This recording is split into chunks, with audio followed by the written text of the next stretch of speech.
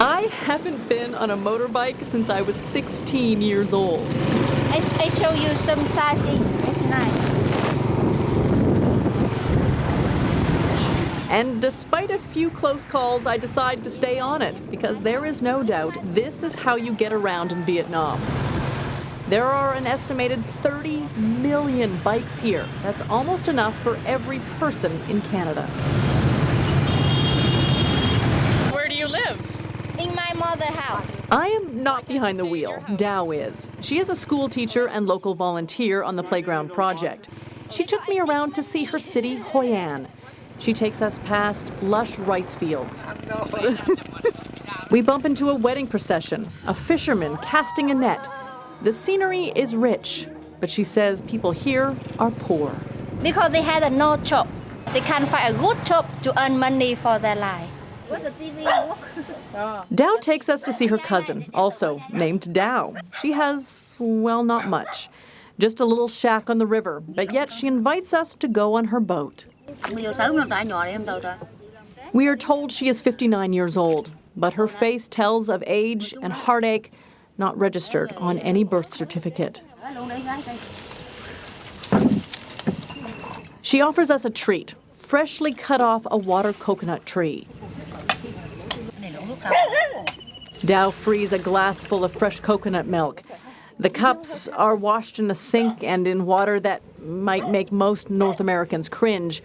But this is a sharing, a kindness that transcends language or address.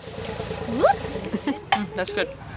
I think this country needs me also when I can make a difference here.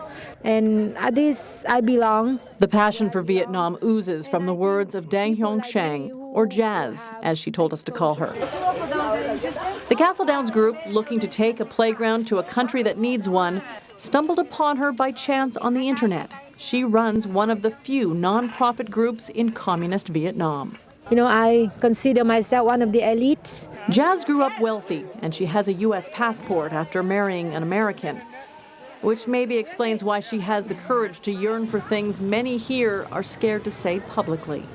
Changes in more opening up in terms of the voice of the people, so we have more power to run our country, to make decisions that affect our life. And she is helping build the community on this day, one shiny Canadian playground at a time. Keep going back that way. This playground took us 4 days to build, but this isn't like any playground you see in Vietnam. We went to one today that took 2 months to build.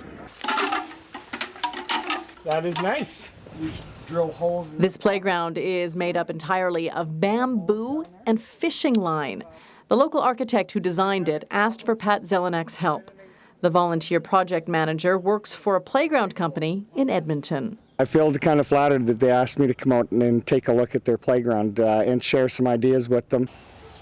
Let's just say this playground wouldn't get the Canadian thumbs up. Sharp bolts in the swings, old worn tires, ropes that can entrap a kid's head, and a roof way too accessible to little daredevils. Learn a lot from that playground, and I will improve in my mind to design the new playground in Vietnam. How are you? You have to pay to go to many playgrounds in this area. But these kids at the school just down the street from the Edmonton Build don't have any equipment. But they sure have become masters at what they do have. In fact, they show Edmonton volunteer Winnie Bogusoff a few things. It means that look like a heart.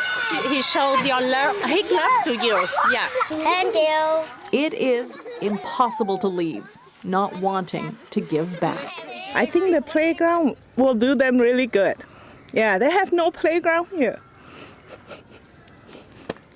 There's nothing to play with.